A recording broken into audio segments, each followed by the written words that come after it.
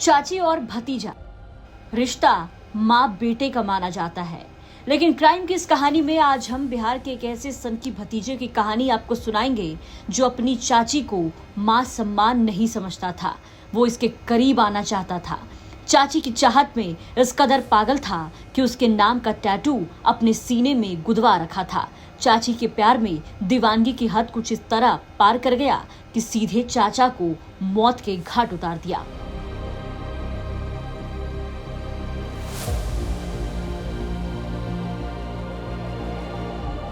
11 मई की सुबह जब चंदन शर्मा का शव बरामद किया गया तो चंदन शर्मा की हत्या की खबर से पूरा इलाका सनसना उठा। चंदन शर्मा की हत्या ऐसे वक्त में हुई जब चंदन दिल्ली से 2 दिन पहले ही अपने घर परिवार वालों से मिलने आए थे। 9 मई जब चंदन घर आए, हंसी खुशी परिवार के साथ वक्त बिता रहे थे।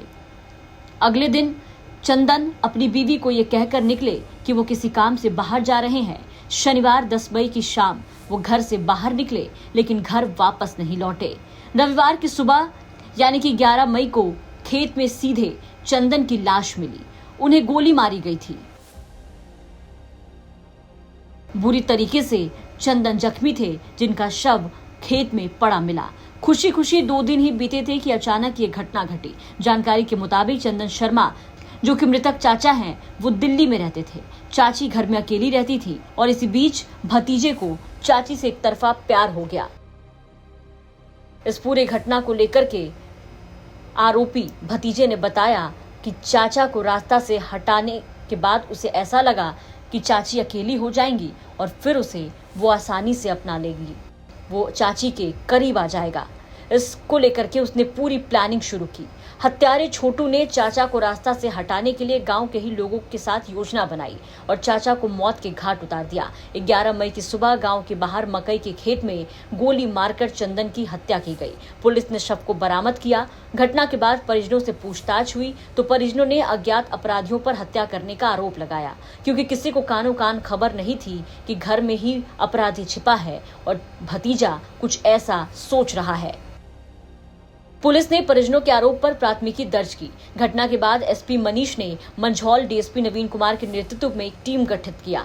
इस टीम ने टेक्निकल और मैनुअल अनुसंधान करते हुए पुलिस ने मृतक चंदन शर्मा के चचेरे भतीजे, जो कि उम्र में 21 साल बताया जाता है, छोटू कुमार को हिरासत में लिया। उससे कड़ी पूछताछ की गई। पूछताछ में उसने हत्या करने की बात कबूल की और हत्या में शामिल अपने सहयोगी बिट्टू कुमार का नाम बताया। इसके बाद पुलिस ने बिट्टू को भी गिरफ्तार किया। उसकी निशानदेही पर हत्या में प्रयोग हुआ पिस्टल खोखा बरामद हुआ। इसके साथ ही मृतक चंदन शर्मा का मोबाइल भी गाँव के बाहर एक पेड़ के नीचे से बरामद किया गया। इस मामले में मंझौल डीएसपी नवीन कुमार ने बताया कि 11 मई की सुबह चंदन शर्मा का शव बरामद किया गया था। पुलिस ने जांच के दौरान छोटू कुमार को हिरासत में लेकर पूछताछ की, जिसके बाद पूरे मामले का खुलासा हुआ। छोटू कुमार ने अपनी चाची के एक तरफा प्यार में पड़ने की बात बताई और कहा कि चंदन शर्मा की गोली मारकर हत्या उसने खुद की है। इस पूरे हत्याकांड में छोटू के साथ बिट्टू कुमार ने साथ दिया, जिसे पुलिस ने गिरफ्तार किया है। 11/5/25 को मॉर्निंग 8:30 बजे थाना को सूचना मिली कि सकरौली बसी बांध के किनारे जो मक्के के खेत में एक अज्ञात व्यक्ति का लाश पड़ा हुआ है। सूचना प्राप्त होते ही थानाध्यक्ष अपने टीम के साथ घटनास्थल पर पहुंचे और अग्रतर कार्रवाई की। अग्रतर कार्रवाई करते हुए उसी गांव के जो मृतक चंदन शर्मा है, चंदन शर्मा के जो रिलेशन में लगेगा छोटू शर्मा, उसको पूछताछ हेतु थाना लाया गया। पूछताछ के क्रम में उन्होंने सारा बात डिटेल से बतलाया और बताने के क्रम में उन्होंने बताया कि चंदन शर्मा की पत्नी, जो इसकी चचेरी चाची भी लगेगी, उससे एक तरफा प्यार करता था।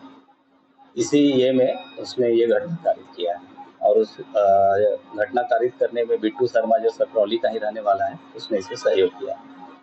कांड अज्ञात पे दर्ज हुआ था, लेकिन चिड़िया बरियारपुर थाना व अन्य डीआईयू की टीम ने इस पर मिलकर हम लोगों ने काम करना शुरू किया। विभिन्न स्रोतों से पता चला कि इस पर शक जाहिर हुआ कि ये इस तरीके का घटना शायद कर सकता है, इसलिए उसे पूछताछ हेतु यहाँ पर लाया गया। पूछताछ में उसने अपनी बातों को कन्फेस किया है और उसके कन्फेशन के आधार पे फिर जो प्रयुक्त हथियार है उसे भी बरामद किया गया है तथा मृतक का मोबाइल भी बरामद किया गया है। जानकारी के मुताबिक छोटू ने अपनी चाची के नाम का सीने पर टैटू भी करवाया था। वो अपनी चाची से बेइंतहा एक तरफा मोहब्बत करता था, इसलिए चाचा को रास्ते से हटाने के लिए सीधे चाचा की गोली मारकर हत्या कर दी। बदमाशों ने हत्या के बाद कट्टा को जमीन के अंदर छिपा दिया था। दोनों बदमाशों ने अपना जुर्म फिलहाल कबूल कर लिया है। पुलिस ने बिट्टू को सकरौली स्थित उसके घर से गिरफ्तार किया है, साथ ही साथ छोटू को भी हिरासत में लिया है। देखना होगा कि आगे पुलिस इन दोनों पर क्या कार्रवाई करती है। बेगूसराय से सौरभ कुमार की रिपोर्ट, बिहार तक।